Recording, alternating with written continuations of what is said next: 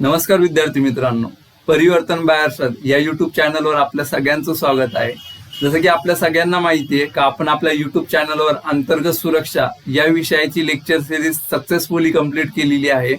आणि ज्या प्रकारे आपण तुम्हाला वचन दिलं होतं का नीतिशास्त्राची दर्जेदार लेक्चर सिरीज आपण आपल्या युट्यूब चॅनलवर फ्री ऑफ कॉस्ट चालवणार आहेत, तर त्याच वचनाची पूर्ती करण्यासाठी आपण नीतिशास्त्राची फ्री लेक्चर सिरीज सुरू केलेली आहे. ज्याच्यामध्ये लास्ट लेक्चरमध्ये आपण नीतिशास्त्राबद्दल आपली इन डिटेल रणनीती पाहिली का नीतिशास्त्र हा विषय म्हणून कशा प्रकारे हाताळला गेला पाहिजे.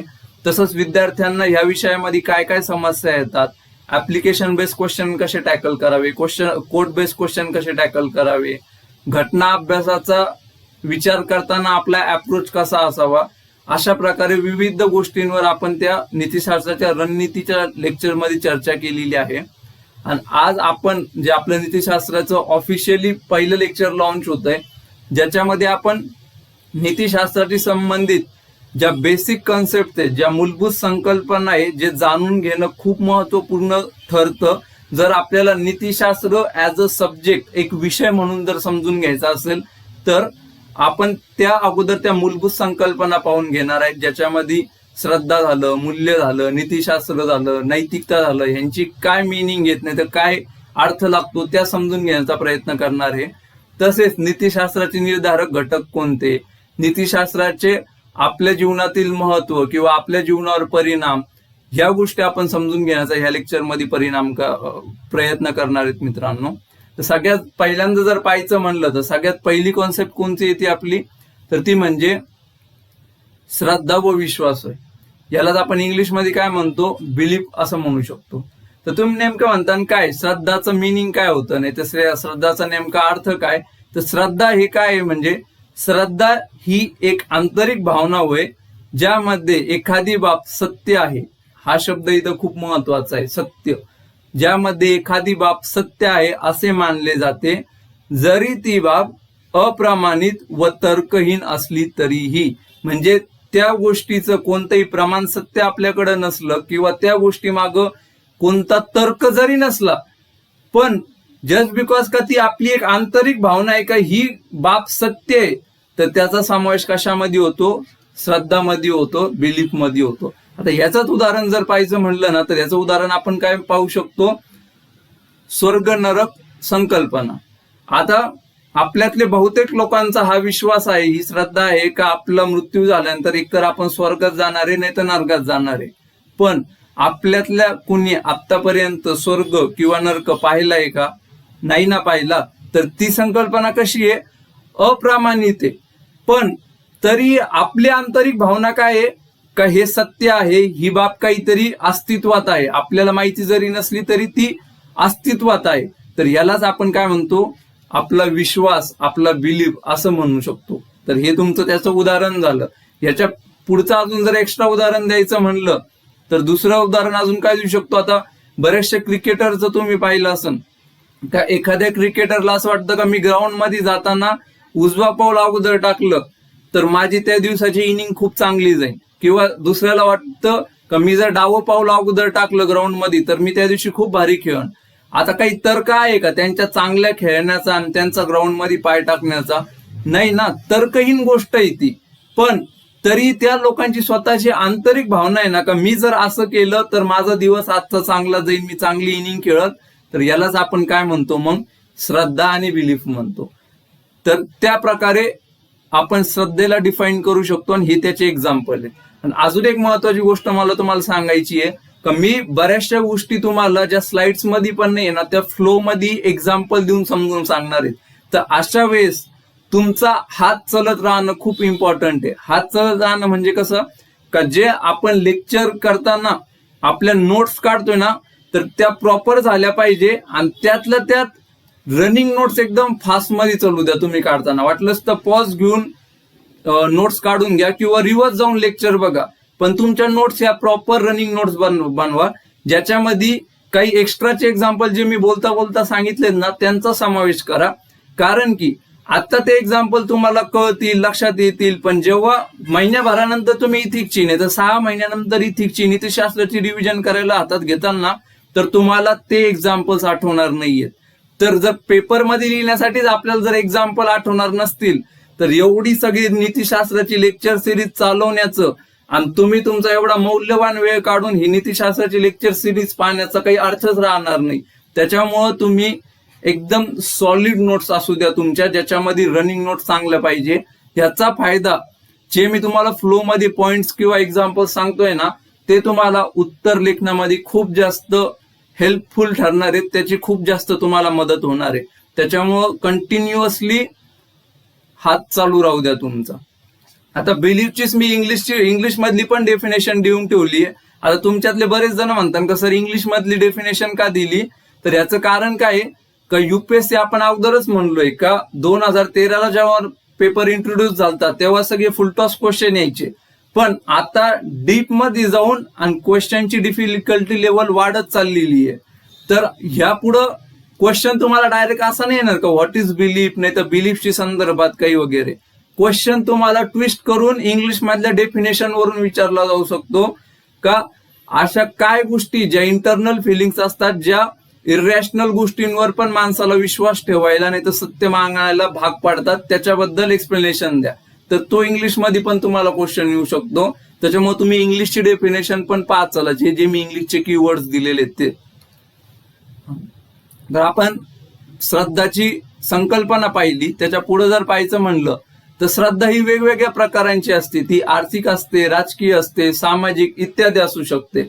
आता ह्याच जर राजकीय श्रद्धेचं उदाहरण पाहायचं म्हणलं तर आपण राजकारणामध्ये वेगवेगळ्या विचारधारा फॉलो करताना लोकांना पाहतो. मग ती डावी विचारधारा झाली, उजवी विचारधारा झाली, बरोबर. तर काय ती एक प्रकारची श्रद्धाच आहे ना. तसेच एखाद्या व्यक्तीला असं वाटू शकतो का हा जो राजकारणी आहे तो देशासाठी नाही तर समाजासाठी खूप हितकारक आहे, तर ती त्या व्यक्तीची श्रद्धा आहे. आता तो ऍक्च्युली तो व्यक्ती देशासाठी किंवा समाजासाठी हितकारक आहे का नाही, योग्य आहे का नाही, हे प्रूव्ह जरी झालेलं नसलं तरी ती त्याची एक आंतरिक भावना आहे का हा व्यक्ती देशासाठी आणि समाजासाठी काहीतरी करू शकतो. तर यालाच आपण काय म्हणू, त्या व्यक्तीचे राजकीय श्रद्धा असं म्हणू शकतो आपण. तर अशा प्रकारे श्रद्धाचे वेगवेगळे उदाहरण टाइप्स आणि उदाहरण आपण पाहू शकतो. याच्या पुढंच एक महत्वाचा टॉपिक जर पाहायचं म्हणलं ज्याच्यावर युपीएससी मध्ये पण क्वेश्चन येऊ शकतो, तर व्यक्तीमध्ये श्रद्धा निर्मितीचे विविध स्रोत कोणते असं विचारलं जाऊ शकतं. तर ते विविध स्रोत म्हणजे कोणते आपण ते पाहणार आहोत डिटेलमध्ये. तर त्याच्यात सगळ्यात पहिला स्रोत कोणता मित्रांनो, तो म्हणजे कोणता, अवतीभोवतीचा परिसराचा समावेश किंवा अवतीभोवतीचा आपला समाज. आता ह्याचंच उदाहरण द्यायचं म्हणलं तर दोन मुलं आहेत, त्यातला एक मुलगा तो आहे ना तो भांडवलशाही समाज जसं की USA वगैरे झालं त्याच्यामध्ये वाढलेला आहे, बरोबर. आणि दुसरा जो आहे तो USSR जो आपण पूर्वीचा जो म्हणतो ना सोव्हिएत रशिया वगैरे झालं त्याच्यामध्ये वाढलेला आहे, बरोबर. तर आपोआपच असं बऱ्यापैकी घडून येतं का ह्या ज्या मुलाची जी श्रद्धा असणार आहेत ना ते प्रामुख्याने भांडवलशाहीकडे झुकणारे, स्पर्धेला जास्त महत्व देणारे, मेरिटोक्रेसीला जास्त महत्व देणारे, नफेखोरीला जास्त महत्व देणारे अशा कलेनी त्या झुकलेल्या असतील, बरोबर. आणि हेच जर तो एखादा USSR मधला मुलगा असला ना तर त्याच्यासाठी जास्त महत्वाचे श्रद्धा कोणता असणार आहे का सामुदायिक भावना, का समुदायाचा फायदा कशामध्ये आहे. आणि दुसरं म्हणजे समानता, नाही तर म्हणतात ना शोषणापासून मुक्तता, अशा प्रकारच्या गोष्टींवर त्याची श्रद्धा असण्याचे चान्सेस वाढून जातात. मग याच्यावरून आपल्याला काय लक्षात येतं का ज्या परिसरामध्ये आणि ज्या समाजामध्ये आपली जडणघडण होते ना तर त्या गोष्टीचा आपल्या श्रद्धा निर्मितीवर खूप जास्त परिणाम होत असतो. तर हे तुमचं झालं त्याचं उदाहरण, हे तुम्ही तुमच्या नोट्समध्ये नोट डाऊन करू शकता. तसेच काय एखादी करिश्माई व्यक्तीच्या आधारे बऱ्याचशा लोकांची श्रद्धा निर्मिती होऊ शकते. तर याच्यामध्ये उदाहरण तुम्हाला द्यायचंच म्हणलं करिश्माई व्यक्ती, तर याच्यामध्ये आपलं प्रमुख उदाहरण कोणतं आहे तर महात्मा गांधी घेऊ शकता तुम्ही, बरोबर. का जे पण म्हणतात ना गांधीगिरी किंवा गांधीवाद यांना मानणारे नाही तर ह्या महात्मा गांधींचा ज्यांच्यावर इन्फ्लुअन्स आहे, नाही तर जे महात्मा गांधींना फॉलो करतात ते आपापच त्यांची अहिंसावर जास्त श्रद्धा असेल. बरोबर आहे का नाही? तर अशा प्रकारे करिश्माई व्यक्तीचा सुद्धा आपल्या श्रद्धा निर्मितीवर असर होऊ शकतो. याच्या पुढचंच उदाहरण द्यायचं म्हणलं तर जाहिरातीमधून पण आपल्या वेगवेगळ्या श्रद्धा निर्मिती होत असतात. फॉर एक्झाम्पल, जसं आपल्याला एक खूप अशी जाहिरात आपण लहानपणीपासून पाहिलेली आहे, ज्याचा बऱ्याच वेळा आपल्या इथिक्स मध्ये रेफरन्स येणार आहे. का एक फेअर अँड हँडसमची जाहिरात यायची बघा. का एखादा माणूस कसा असतो, त्याला कृष्णवर्णीय दाखवलेलं असतं थोड्या प्रकारे, आणि जसं तो ती फेअर अँड हँडसमचं क्रीम लावतो तर तो एकदम गोरा होऊन जातो येणाऱ्या 8-10 दिवसामध्ये. तर याने आपल्या मनावर काय श्रद्धा रुजवली जाते का हा फेअर अँड हँडसमचा हा जर प्रोडक्ट यूज केला तर कृष्णवर्णीय लोक गोरे होऊ शकतात वगैरे. ह्याला काही तर्क पण नाहीये, ह्याला काही आधार पण नाहीये सत्याचा, पण आपली आंतरिक भावना काय होऊन जाते का नाही, मी त्या जाहिरातीमध्ये पाहिलं होतं ना, हा तो अगोदर कृष्णवर्णीय होता, त्यांनी क्रीम लावली तर तो श्वेतवर्णीय झाला, नाही तर तो गोरा दिसायला लागला.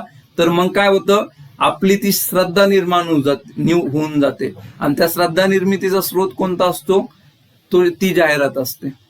याच्या पुढचा महत्वाचा श्रद्धा निर्मितीचा स्रोत कोणता आहे, शाळा. आता शाळेच्या द्वारे आपल्या याच्यात कित्येक श्रद्धा निर्माण होत असतात. एक तर सगळ्यात मेन म्हणजे सिंपल आपण जे म्हणतो ना, डिसिप्लिन लाईफ जगावं, शिस्तप्रिय जीवन जगावं, ह्याने आयुष्यात आपल्याला फायदे होऊ शकतात. ही श्रद्धाच मुळात आपल्याला कुठून शिकायला मिळते, आपल्याला आपल्या शाळेमधून शिकायला मिळते. संघ भावना झालं, सगळ्यांची काळजी घेणं, त्याच्यासोबतच एक मैत्री निभावणं वगैरे, या सगळ्या श्रद्धा आपल्याला कुठून भेटलेल्या आहेत, त्या आपल्या शाळेमधून आपल्याला भेटलेल्या दिसतात. बरोबर आहे का नाही? तसंच श्रद्धा निर्मितीचा दुसरा सगळ्यात शेवटचा सगळ्यात प्रमुख स्रोत कोणता आहे, तर तो म्हणजे धर्म होय. तर तुम्ही म्हणता काय धर्म कशा प्रकारे श्रद्धा निर्मिती करू शकतो, तर खूप एक्झाम्पल आहे. धर्म आपल्याला बऱ्यापैकी इथिक्स किंवा नीतिशास्त्र शिकवत असतो. आता तो कशा प्रकारे आपण पुढे पाहूच, पण एक कॉमन श्रद्धाबद्दल जर बोलायचं म्हणलं तर चोरी करणं हे पाप मानलं गेलेलं आहे. बरोबर? तर मग धर्मामध्ये दिलेलं आहे का चोरी करणं पाप आहे, लोकांना इजा पोहोचवणं पाप आहे. तर मग आपली श्रद्धा काय होऊन जाते का नाही, धर्मामध्ये सांगितलं ना हे चुकीचं आहे, तर मग आपण ते नाही करायला पाहिजे. तर अशा प्रकारच्या आपल्या काही धार्मिक श्रद्धा निर्माण व्हायला सुरू होतात. बऱ्यापैकी म्हणतात ना, एखाद्या विशिष्ट कालावधीमध्ये नॉनव्हेज न खाणं. आता याला काही तर्क असेल किंवा ती योग्य अयोग्य ते नंतरची गोष्ट आहे, पण ती एक आपल्या आंतरिक भावना आहे का नाही ह्या कालावधीत नाही खायला पाहिजे, तर त्यालाच आपण काय म्हणतो, त्या आपल्या धार्मिक श्रद्धा होऊन गेल्या. तर अशा प्रकारे आपण श्रद्धेची कन्सेप्ट इन डिटेल पाहिली आहे. फार डेफिनेशन पासून त्याचे एक्झाम्पल, त्याच्यानंतर त्याचे स्रोत कोणते ते सगळं पाहिलं, आणि स्रोतासोबत आपण त्याचे पण सगळे एक्झाम्पल पाहिले. एवढे डिटेल म्हणजे आत्ताच्या आता तुम्हाला मी 7 ते 8 एक्झाम्पल देऊन टाकले असतील. याच्यावरूनच तुम्हाला अंदाज आला असेल का सुरुवातीलाच एवढे एक्झाम्पल आहे, तर अजून जसा जसा इथिक्सचा सिलेबस बहरत चलल, जसं जसं आपण त्याच्या अजून डिटेलमध्ये जाऊ, तर आपल्याला किती एक्झाम्पल्स आणि किती डिटेलमध्ये या गोष्टी शिकायला मिळणार आहेत. आणि तुम्हाला खरंच सांगतो, जर योग्य पद्धतीने शिकवला गेला ना आणि योग्य पद्धतीने तुमची जर समजून घेण्याची तयारी असली ना, तर तुम्ही इथिक्सच्या प्रेमात पडायला जास्त दिवस लागणार नाही. तर हेच आपला उद्देश आहे का तुम्हाला ह्या सब्जेक्टमध्ये गोडी निर्माण करणं आणि त्याच्यानंतर त्याच्यामध्ये जास्तीत जास्त मार्क घेऊन येणं.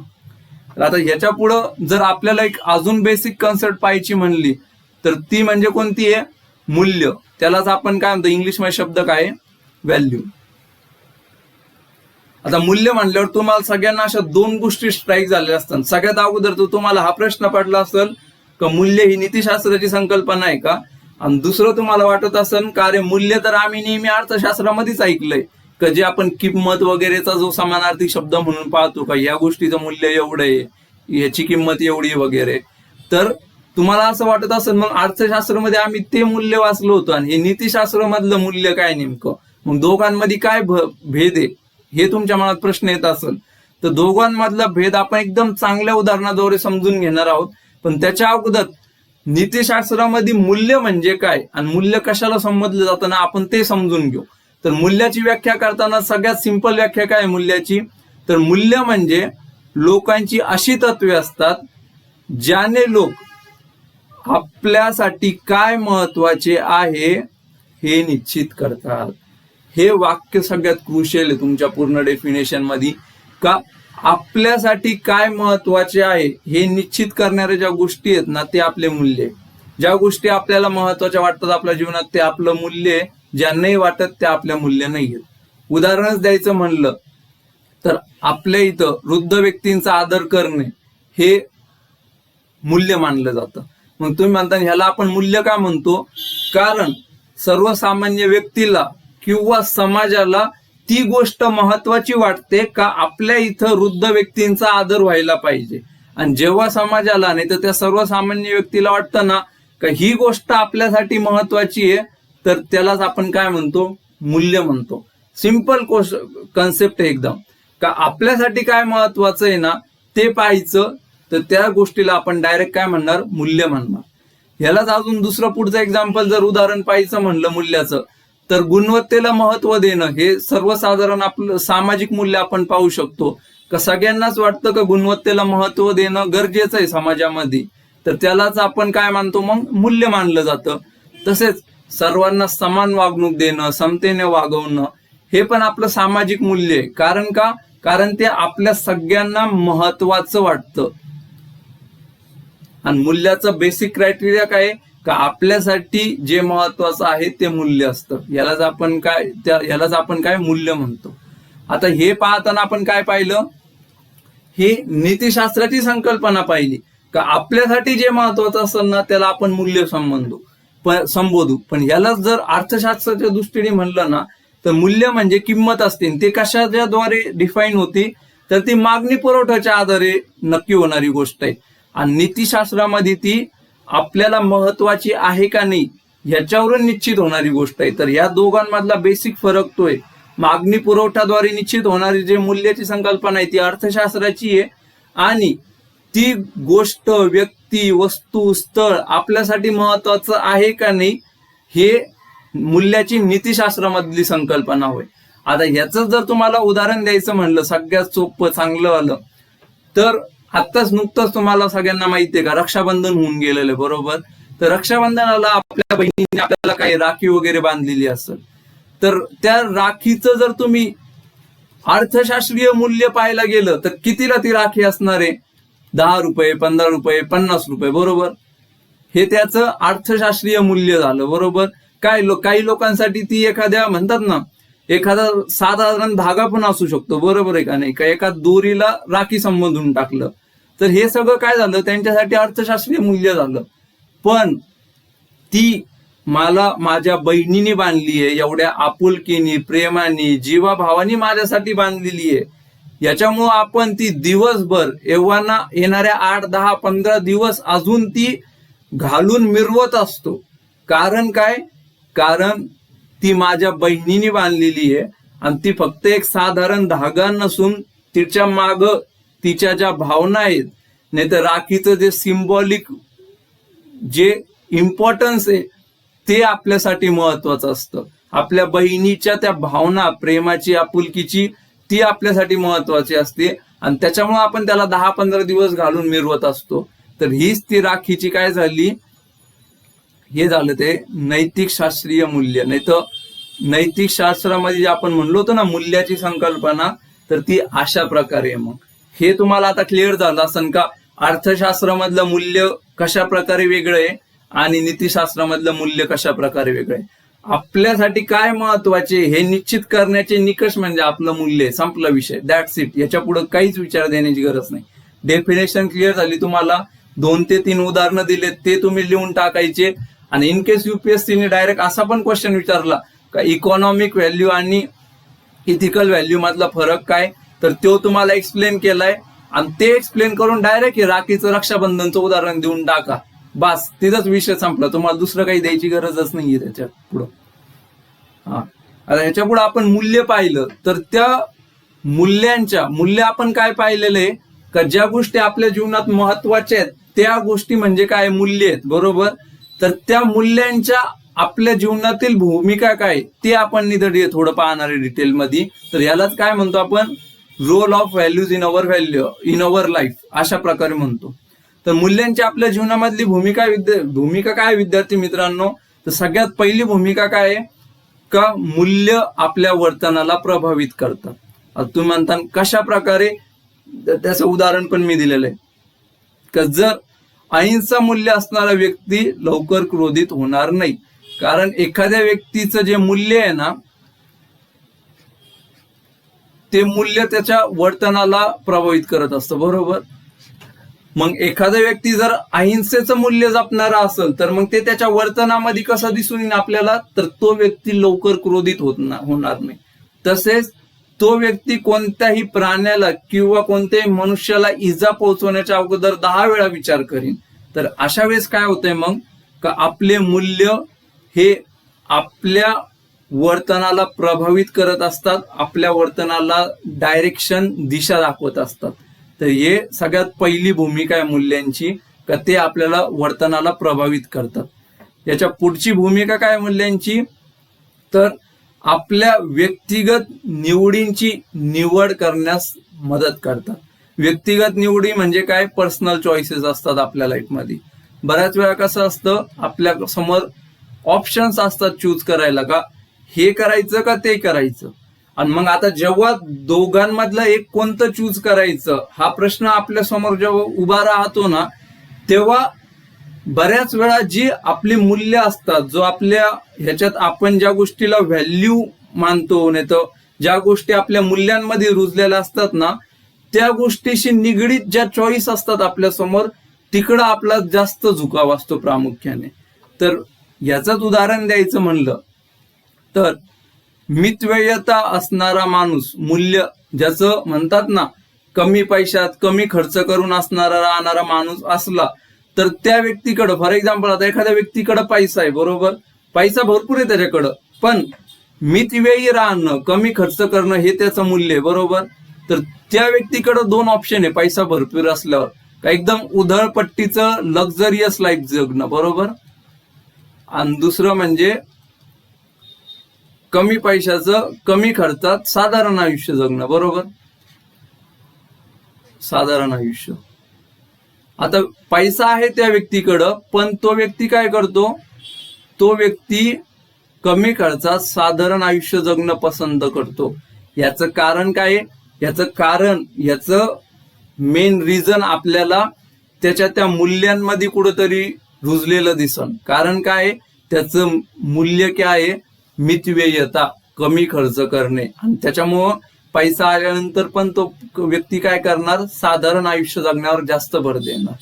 तर अशा प्रकारे मूल्य आपल्या व्यक्तिगत निवडींची निवड करण्यास आपल्याला मदत करत असतात. यापुढेच मूल्यांची भूमिका काय आहे का व्यक्ती कोणती घटना झाली, स्थळे, तसेच कोणत्या व्यक्तींना महत्व देईल हे निश्चित करण्याचं काम आपल्याला मूल्य करताना दिसतं. याचंच उदाहरण जर सांगायचं म्हणलं तर पहिलं उदाहरण कोणतं घेता येईल का धार्मिक मूल्य. जर एखादा व्यक्ती धार्मिक मूल्यांना मानणारा असला तर त्याचं काय होऊ शकतं, तर तो व्यक्ती प्रामुख्याने काय करणार, धार्मिक स्थळांना भेट देण्यास अधिक महत्व देणार, बरोबर आहे का नाही. कारण त्याचं मूल्य कोणतं आहे, धार्मिक मूल्यांवर तो जास्त विश्वास ठेवतो. तसेच तो धार्मिक व्यक्तींचे प्रवचन ऐकायला पण जास्त प्रेफरन्स देणार, बरोबर आहे का नाही. कारण त्या गोष्टी त्याच्यासाठी महत्वाच्या आहेत, धार्मिक गोष्टी. कारण त्याच्या मूल्यांचा भाग आहे. आणि मूल्य म्हणजे काय का आपल्यासाठी काय महत्वाचे हे डिफाईन करण्याचं जे निकष आहे ते म्हणजे मूल्य आहे. तर अशा प्रकारे तो धार्मिक मूल्य असणारा व्यक्ती धार्मिक स्थळांवरच जाणार, धार्मिक व्यक्तींचेच प्रवचन ऐकणार. तसंच याच्या पुढं सगळ्यात इम्पॉर्टंट मूल्यांची जी भूमिका मानली जाते का जर लहानपणी मुला मुलींवर चांगले मूल्य संस्कार झाले तर सदृढ समाज निर्माण होऊ शकतो. हेच कशा प्रकारे आपल्याला सांगता येईल का जर लहानपणातच आपण लहान मुला मुलींच्या मनावर हे बिंबवू शकलो, त्यांच्या मनावर हे ठसवू शकलो का प्रामाणिकपणा हे एक चांगलं मूल्य आहे, बरोबर. प्रामाणिकपणा एक प्रामाणिकपणा झालं, निपक्षपातीपणा, समर्पकता, ही मूल्य जर आपण लहान वयातच मुलामुलींच्या जर मनात ठसवू शकलो ना, तर एक सुदृढ समाजाची निर्मिती होण्यास खूप जास्त मदत होऊन जाते. ज्या समाजामध्ये जर लहानपणीच आपण मुलांच्या मनावर असे चांगले मूल्य संस्कार केले, तर तो समाज अजून स्ट्रॉंग उभा राहण्यास जास्त वेळ लागत नाही. तर अशा याच्यामध्ये ते मूल्य संस्कार खूप जास्त महत्वाची भूमिका बजावतात. तर अशा प्रकारे आपण मूल्यांची भूमिका पाहिली आपल्या आयुष्यामधली, बरोबर. आता याच्या पुढेच तुम्हाला जर एक महत्वाचा पॉईंट सांगायचा आहे का, मी जे स्ट्रॅटेजी सेशन मध्ये पण म्हणलो का, इथिक्स मध्ये बऱ्याच वेळा काय होतं का, बाकी जीएस मध्ये तुम्ही कारण, परिणाम, उपाययोजना वाचल्या आणि तोच क्वेश्चन आला ना, तर तुम्हाला त्याच गोष्टी लिहायच्या असतात, जास्त घुमून फिरून हे नाही करावं लागत. पण इथिक्स मध्ये काय होतं माहितीये का, तुम्ही जे वाचून गेले ना, पेपरमध्ये भलतं काहीतरी क्वेश्चन विचारलेला असेल, नाही तर भलता काहीतरी कोड दिलेला असेल का, जिथं तुम्ही आतापर्यंत त्याच्याबद्दल जास्त काही वाचलेलं नसेल. तर मग अशा वेळेस काय करायचं, तो क्वेश्चन स्किप करायचा का, बिलकुल नाही करायचा. क्वेश्चन स्किप करणं is not a solution. Question attempt करायचा, 10 पैकी 3-4 जरी भेटले तरी चालेल. मग आता तुम्ही म्हणता का सर आम्हाला त्या क्वेश्चन बद्दल तर काही माहीतच नाहीये, आम्ही काही वाचलेलं नाहीये, मग कसा अटेम्प्ट करायचा. तर अशा वेळेस आपल्याकडे जे एक्झिस्टिंग नॉलेज असतं ना, जी आपल्याकडे ऑलरेडी माहिती असते ना, त्याला ट्विस्ट करून आन्सर लिहिण्याचा प्रयत्न करायचा, खास करून एथिक्स मध्ये. आता आपल्याला जर पेपरमध्ये, आता आपण आता काय टॉपिक पाहिला का, role of values in our life, बरोबर, अशा प्रकारे टॉपिक पाहिला. पण हे जरुरी नाहीये का पेपरला तुम्हाला ऍज इट इज तसाच क्वेश्चन विचारला जाईल का, role of right the role of values in your life, तसा नाही विचारला जाणार. तर तो ट्विस्ट करून कसा विचारला जाईल का, हा तुम्हाला रोल ऑफ व्हॅल्यूजच लिहायचंय, पण तुम्हाला आता रोल ऑफ व्हॅल्यूज तुमच्या पर्सनल लाईफ मध्ये नाही, तुम्हाला सिव्हिल सर्व्हिसेस मध्ये लिहायचंय. अर्धे मुलं इथंच क्लीन बोल्ड होऊन जातात का, अरे वाचलं वेगळंच आहे ना, आता हे वेगळं विचारले, आता काय डोकं लावा याच्यामध्ये. तर अशा वेळेस काय करायचं मित्रांनो, जास्त लोड नाही घ्यायचा. आपल्याकडं ऑलरेडी जी स्टॅटिकची जी माहिती ना, जे आपण आपल्या लेक्चर मधून घेतोय ना, तर आपल्या रेफरन्सेस मध्ये वाचतोय, ती चेक करून बघायची का, काय माझ्याकडं रोल ऑफ व्हॅल्यूजशी रिलेटेड माझ्याकडं काय दिलं आहे, आणि त्याच्या आधारे मी याचं उत्तर लिहू शकतो का, तो ट्राय करून बघायचा. तर आता इथंच बघा, आपल्याला काय विचारलंय, role of values in civil services, बरोबर. तर आता आपला पहिला नॉर्मल पॉइंट आपण काय वाचला होता का, मूल्यवर्तनाला प्रभावित करतं, बरोबर. मग याला आपण सिव्हिल सर्व्हिसेसच्या कंटेक्स्ट मध्ये लिहू शकतो का, डेफिनेटली लिहू शकतो ना. फॉर एक्झाम्पल, एखाद्या व्यक्तीसाठी पब्लिक सर्व्हिस, लोकसेवा, बरोबर, हे जर मूल्य असलं तर तो अजून डेडिकेशननी त्याचं काम करीन ना लोकांप्रती, अजून समर्पक भावनेनी, डेडिकेशननी लोकांचे सेवेचं काम करीन, समर्पकपणे लोकांचं सेवा करण्याचं काम करीन. कारण का, समर्पकपणे लोकांची सेवा करणं हे त्याचं वर्तन आहे, पण ते कशापासून प्रभावित झालंय, त्याच्या त्या पब्लिक सर्व्हिस, त्याच्या ते लोकसेवाच्या मूल्यापासून प्रभावित झालंय. झाला का नाही तुमचा पहिला पॉइंट, इथं तुमच्या समोरच क्रिएट केलाय मी. येतंय का लक्षात, काही रॉकेट सायन्स नाहीये. क्वेश्चन आला तर ट्विस्ट करून राहिला, फक्त स्वतःवर आणि स्वतःकडे ऑलरेडी असलेल्या नॉलेजवर थोडा विश्वास ठेवायचा आणि थोडे तिकडम चालवायचे पेपरमध्ये, जसं मी आता चालवलं. याच्या पुढे जर अजून आपल्याला विचारलं का, role of civil services, role of values in civil services, तर आपण इथं मेन पॉइंट काय पाहिलाय का, आपल्या व्यक्तिगत निवडींची निवड करण्यास मदत करते, बरोबर आहे. ऍज इट इज तो पॉइंट लिहून टाका. पण याचं उदाहरण देताना मग सिव्हिल सर्व्हिसेसच्या हिशोबाने काय करा का, हा एखाद्या व्यक्तीचं जर मूल्य काय आहे, प्रामाणिकपणा, बरोबर. जर एखाद्या व्यक्तीचं मूल्य प्रामाणिकपणा असेल तर त्याच्याकडं ड्युटी करताना 2 ऑप्शन आहे का, एक प्रामाणिकपणे खडतर पद्धतीने ड्युटी करणं, नाहीतर भ्रष्टाचाराचा मार्ग निवडून एकदम मजेत जीवन जगत मजेत ड्युटी काढणं. तर अशा वेळेस तो कोणता मार्ग निवडणार, ह्या 2 चॉईसेस मधल्या, या 2 निवडीमधल्या कोणत्या गोष्टीची निवड करणार, हे त्याच्या कशावरून ठरणार, हे त्याच्या व्हॅल्यूज मधून ठरणार, त्याच्या मूल्यामधून ठरणार. जर प्रामाणिकपणा हे त्याचं मूल्य असेल तर आपोआपच तो प्रामाणिकपणाचा मार्ग जरी खडतर असला तरी त्याचीच निवड करणार. आणि त्याच्या मूल्यामध्ये जर प्रामाणिकपणा नसेल तर तो आपोआप भ्रष्टाचाराची निवड करणार. येतंय का मित्रांनो लक्षात? इथंच मी तुम्हाला 2 ते 3 पॉईंट तयार करून दिले. तर अशा प्रकारे इन्फॉर्मेशन ट्विस्ट करायला तुम्हाला जमली पाहिजे. आणि आपल्या लेक्चरची पण खासियत हीच असणार आहे विद्यार्थी मित्रांनो, का आपण तुम्हाला बेसिक थेरी तर देणारच आहे, का हा ही मूलभूत थेरी ही आहे, ह्याच्यावर क्वेश्चन आला वेल अँड गुड, लिहून मोकळे मार्क घेऊन बाजूला व्हा. पण बऱ्याच वेळा युपीएससी मध्ये आता लेटेस्ट मध्ये काय झालंय का ऍप्लिकेशन बेस्ड क्वेश्चन येत आहेत, नाहीतर थोडे ट्विस्ट करून क्वेश्चन येत आहेत ना, तर अशा वेळेस आपलं जे थेरी नॉलेज आहे ना ते कमी पडताना दिसतंय आपल्याला. तर अशा वेळेस मग काय करायचं का जे एक्झिस्टिंग नॉलेज आहे ना ते ट्विस्ट करून लिहायचं. आणि ते कशा प्रकारे ट्विस्ट करायचं ना हे आपण आपल्या पूर्ण लेक्चर सिरीज मध्ये डिस्कस करणार आहे. आणि आपल्या पूर्ण लेक्चर सिरीजचं जर सगळ्यात महत्वाचं काही वैशिष्ट्य तुम्हाला इथून भेटणार असेल, नाहीतर सगळ्यात चांगली गोष्ट तुम्हाला काही शिकायला भेटणार असेल ना, तर ती ही असणार आहे का तुमच्याकडं जो कंटेंट आहे तो क्वेश्चनच्या डिमांडच्या हिशोबाने कसा ट्विस्ट करायचा आणि आपलं 10 पैकी 5-5.5 मार्काचं आन्सर कसं लिहायचं हे तुम्हाला इथं शिकायला भेटणार आहे. तर अशा प्रकारे थ्रू आउट याच्यात आपण असे क्वेश्चन कसे ट्विस्ट करून लिहायचे ते डिस्कस करत राहणार आहे. आतापर्यंत आपण मूल्य सगळं डिटेलमध्ये पाहिलं, मूल्यांची उदाहरणं पाहिले, त्याच्यानंतर त्याची भूमिका पाहिली. आणि मूल्य अजून बऱ्यापैकी खूप मोठी संकल्पना आहे मित्रांनो, पण ती संकल्पनेचा सध्या आपण फक्त काय ब्रॉड व्ह्यूज घेणार आहे. कारण मी तुम्हाला लेक्चरच्या सुरुवातीलाच म्हणलो का आपण फक्त आज ज्या मेन संकल्पना आहे ना त्या जाणून घेण्याचा प्रयत्न करणार आहे. त्या इन डिटेल येणाऱ्या सिलेबस मध्ये आपल्या ऑलरेडी कव्हर होणार आहे, त्याच्यामुळे तुम्ही त्याची जास्त काळजी नका करू. मूल्य टॉपिक आपण नेक्स्ट लेक्चर मध्ये डिटेलमध्ये कव्हर करणार आहे, ज्याच्यामध्ये मूल्यांचे वर्गीकरण, मूल्याचं जे म्हणतात ना कुटुंब झालं, शैक्षणिक संस्था झालं, समाज झालं, यांचा मूल्य निर्मितीवर कसा प्रभाव पडतो वगैरे या सगळे टॉपिक आपण इन डिटेल अभ्यास करणार आहोत. पण ते येणाऱ्या लेक्चरमध्ये सध्यासाठी एवढं तुमच्याला पुरेसं आहे. ह्याच्या पुढची जर मूलभूत संकल्पना पाहिजे म्हणली तर ती कोणती आहे, तर ती म्हणजे नीतिशास्त्र व नैतिकता.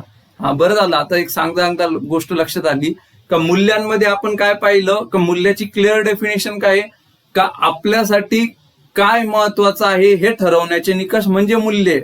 तर आपल्यासाठी महत्वाचं काय आहे हे त्याच्यामध्ये ठरवलं जातं.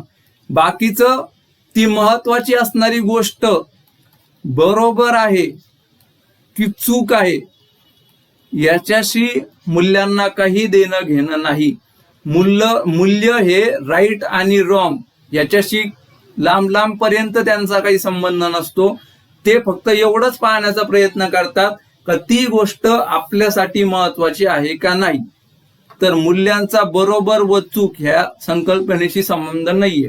तर याच्यासाठी मग बरोबर चूक ह्या संकल्पना कशाद्वारे ठरवल्या जातात, तर त्या आपल्याला प्रामुख्याने नीतिशास्त्र व नैतिकता हे दोन्ही योग्य व अयोग्य, बरोबर व चूक ठरविण्याचे निकष आहेत. का एखादी कृती योग्य घडली का अयोग्य घडली, एखादा विचार योग्य आहे का अयोग्य आहे, एखादा निर्णय बरोबर आहे का चुकीचा आहे, हे नीतिशास्त्र व नैतिकतेद्वारे ठरवलं जातं. मग आता तुम्ही म्हणता का हे दोन्ही जरी बरोबर आणि चूक आणि योग्य अयोग्य जर ठरवण्याचे निकष असतील तर मग ह्या दोन वेगवेगळ्या संकल्पना काय, बरोबर आहे का नाही. मग ह्या दोघांमध्ये काही भेद आहे का नाही. तर विद्यार्थी मित्रांनो ह्या दोघांमध्ये खूप महत्वाचा भेद आहे. एक जर तुम्हाला डिफाईन करायचं असेल तर तो भेद काय प्रामुख्याने का नीतिशास्त्र हे काय आहे तर समाजाने बरोबर व चुकीचे ठरवलेले निकष म्हणजे काय आहे नीतिशास्त्र आहे. का समाज जो म्हणतो ज्या आपल्यापेक्षा मी ऍज अन इंडिव्हिज्युअल आहे, मी सोडून ज्या बाहेरच्या गोष्टी आहे, मी सोडून जो बाहेरचा समाज आहे, ते जे योग्य किंवा अयोग्याचे निकष ठरवतात ना त्याला आपण काय म्हणणार नीतिशास्त्र म्हणणार, त्याला आपण काय म्हणणार इथिक्स म्हणणार. आणि हेच जेव्हा आपण नैतिकता म्हणतो ना तर नैतिकता सुद्धा योग्य व अयोग्याचे निकष आहे, पण हे व्यक्तीद्वारे स्वतःसाठी ठरवले जातात, व्यक्तीद्वारे स्वतःसाठी. फॉर एक्झाम्पल नैतिकता ही असेल ना तर माझी नैतिकता ही माझ्याद्वारे ठरवली असेल का काय चुकीचं आणि काय बरोबर आहे, कोणाला काय कसं वागणं बरोबर आहे कसं चुकीचं आहे हे ह्याचे जे माझे व्यक्तिगत मत आहे ना त्याला आपण काय म्हणणार, नैतिकता. तर हा दोघांमधला मेजर डिफरन्स आहे. का नीतिशास्त्र म्हणजे अयोग्य व योग्य ठरवण्याचे निकष आहेत पण ते समाजाद्वारे निश्चित केलेले आहेत, आणि नैतिकता म्हणजे सुद्धा अयोग्य आणि योग्य ठरवण्याचे निकष आहे पण ते व्यक्तीद्वारे स्वतःसाठी ठरवले गेलेले निकष आहे. तर ह्या गोष्टी, ह्या कन्सेप्ट, ह्या तीन ज्या गोष्टी तुम्ही पाहिल्या ना, व्हॅल्यू, इथिक्स, मॉरॅलिटी, मूल्य, नीतिशास्त्र आणि नैतिकता, पूर्ण इथिक्स तुमचं ह्या तीन बिल्डिंग ब्लॉक्सवर, ह्या तीन आधारांवर उभं राहणार आहे. तर परत एकदा मी तुम्हाला सांगतो, व्हॅल्यू म्हणजे काय, का आपल्यासाठी काय महत्वाचं आहे याचे निकष म्हणजे मूल्य होय. तसेच नीतिशास्त्र म्हणजे काय, योग्य आणि अयोग्य ठरविण्याचे निकष जे समाजाद्वारे ठरवले गेलेले आहेत. आणि नैतिकता म्हणजे काय, का योग्य आणि अयोग्य ठरवण्याचे निकष पण जे व्यक्तीद्वारे स्वतःसाठी ठरवले गेलेले आहेत. मी बार बार डेफिनेशन एवढ्या रिपीट का करतोय, का तुमच्या आपल्या चालू लेक्चर मध्येच त्या डेफिनेशन आणि त्या कन्सेप्ट क्लिअर होऊन जायला पाहिजे, तुम्हाला ते असं डोक्यात फिट बसलं पाहिजे. कारण बऱ्याच लोकांना हा मायन्यूट भेदच कळत नाही नीतिशास्त्र व नैतिकतेमधला, नाही तर व्हॅल्यू आणि नीतिशास्त्रामधला वगैरे. तर तो मायन्यूट डिटेलिंग तुमच्या लक्षात यायला पाहिजे. आता परत तुम्ही म्हणता ना का नीतिशास्त्र व नैतिकता यांच्यामधील भेद कोणते कोणते, तर आपण इन डिटेल ते याच्यामध्ये पाहणार आहोत. इव्हन युपीएससी मध्ये पण याच्यावर डायरेक्ट क्वेश्चन येऊ शकतो का दोन्हीमधला फरक काय. सध्या तर एवढा फुलटॉस क्वेश्चन येणार नाही, पण जरी आला तर आपण त्याच्यासाठी तयार पाहिजे. तर नीतिशास्त्र, इथिक्स जे आपण पाहिलं बरोबर, तर आणि नैतिकता म्हणजे काय, मोरॅलिटी बरोबर. तर पहिलं काय, पहिला भेद काय, तर जनरली आपण ज्या डेफिनेशन देतो त्याच का काय, समाजाने योग्य व अयोग्य, बरोबर व चूक याचे ठरवलेले निकष म्हणजे नीतिशास्त्र होय. सगळ्यात महत्वाचं काय, समाजाने. तर हे सगळ्यात पहिला भेद आहे. पहिलं हे नीतिशास्त्राची डेफिनेशन डोक्यात बसून घ्या. दुसरं काय, नैतिकता म्हणजे काय, व्यक्तीचे विचार व तत्व यांद्वारे योग्य अयोग्य, बरोबर व चूक यांचे ठरवलेले निकष म्हणजे नैतिकता होय. As simple as that. एकदम क्रिस्टल क्लिअर डिफरन्स दाखवलाय मी तुम्हाला. इकडं समाज ठरवतोय, इकडं व्यक्ती ठरवतोय, बास एवढंच. याच्या पलीकडे लक्षात नका ठेवू का जास्त काय फरक आहे दोघांमध्ये. आता दोघांमधला अजून पुढचा हे काय म्हणता येईल का, नीतिशास्त्राचा स्रोत काय आहे, किंवा नीतिशास्त्रामध्ये जे आपण म्हणतो का समाजाने योग्य अयोग्य या संकल्पना ठरवल्यात, तर त्या संकल्पना ठरवण्याचा स्रोत काय आहे, तो बाह्य आहे. फॉर एक्झाम्पल माझ्यासाठी नीतिशास्त्र काय आहे, का माझ्या समाजा म्हणजे आपल्या ज्या समाजाने ठरवलेल्या योग्य अयोग्याच्या संकल्पना आहे ते माझ्यासाठी नीतिशास्त्र आहे, पण ते माझ्यासाठी बाह्य आहे ना. एक व्यक्ती म्हणून समाज माझ्यापेक्षा वेगळा आहे, समाज मला बाह्य आहे, त्याच्यामुळं त्याचा स्रोत, नीतिशास्त्राचा स्रोत कसा असतो, तो बाह्य प्रकारचा असतो. हा, याच्याच उलट नैतिकतेमध्ये काय होतं का, नैतिकतेमध्ये मी व्यक्ती म्हणून स्वतः गोष्टी ठरवणार का, माझ्या अंतर्गत जे विचार चालतात, नाही तर माझ्या अंतर्गत ज्या श्रद्धा आहेत त्या श्रद्धांच्या बलबुत्यावर कोणती गोष्ट योग्य आहे आणि कोणती गोष्ट अयोग्य आहे हे ठरवण्याचा हक्क कोणाचा आहे, माझा आहे. आणि तो कोणाला, मला अंतर्गत आहे. तर त्याला आपण काय म्हणतो, नैतिकता म्हणतो. नीतिशास्त्र म्हणजे काय, बाहेरचा समाज, आणि नैतिकता म्हणजे काय, आपला अंतर्गत व्यक्ती, आपल्या अंतर्गत विचार जे असतील ते. त्याच्या पुढे काय, जर आपण आता नीतिशास्त्रामधला सगळ्यात मोठा इम्पॉर्टंट पॉइंट काय, का जर आपण नीतिशास्त्राच्या विरुद्ध वागलो तर आपल्याला समाजाच्या रोषाचा सामना करावा लागू शकतो. आता नीतिशास्त्र असतंच कशाला माहितीये का, का व्यक्तीच्या जे वर्तन आहे त्याला नियंत्रण करण्यासाठी बरोबर.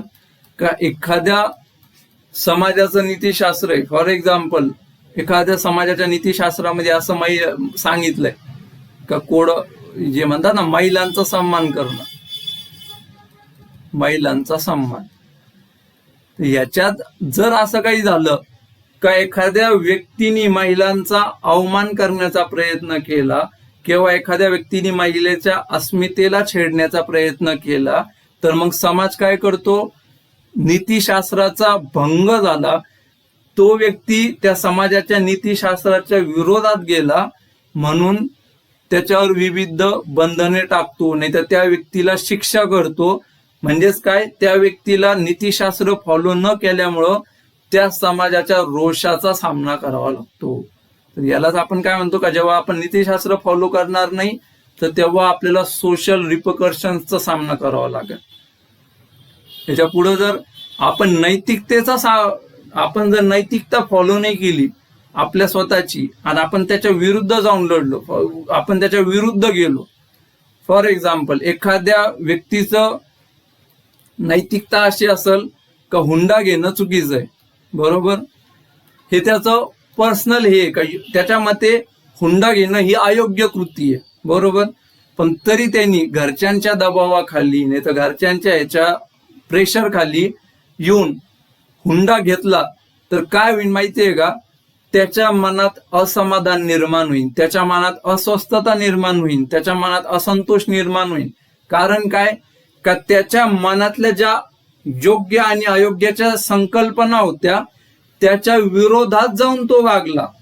त्याच्यामुळे त्याच्या मनात अस्वस्थता येईल का, मी काहीतरी चुकीचं वागलोय, मी अयोग्य वागलोय, आणि त्याच्यामुळं त्या व्यक्तीला नैराश्य येणं, त्याच्या मनात अस्वस्थता निर्माण होणं, अशा घटना घडून येतात.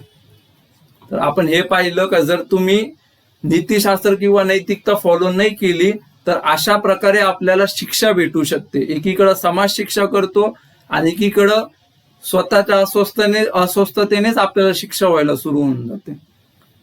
याच्या पुढंचा जो पॉइंट पाहायचा म्हणला तर नीतिशास्त्राच्या लवचिकते बाबतीत आहे. तर नीतिशास्त्र हे नैतिकतेच्या तुलनेने कमी लवचिक असतं. याचं कारण काय का, नीतिशास्त्र हे समाजाने योग्य अयोग्य ठरवले, योग्य काय अयोग्य काय याचे ठरवलेले निकष आहे. तर ते बदलणं हे खूप कठीण आहे. एखादा व्यक्ती जाऊन तिथं ते बदलू शकत नाही, नाही तर जर त्याला बदलायचे असतील तर त्याला खूप खडतर मेहनत त्याच्यासाठी घ्यावं लागेल. कारण काय, पूर्ण समाजाच्या श्रद्धा किंवा योग्य अयोग्याच्या संकल्पना बदलणं हे खूप अवघड आहे. त्याच्यामुळे नीतिशास्त्र हे नैतिकतेच्या तुलनेत, मॉरॅलिटीच्या तुलनेत हे खूप कमी लवचिक असतं. आणि याच्या विरुद्धच काय, नीतिशास्त्राच्या तुलनेत नैतिकतेमध्ये लवचिकता अधिक असते.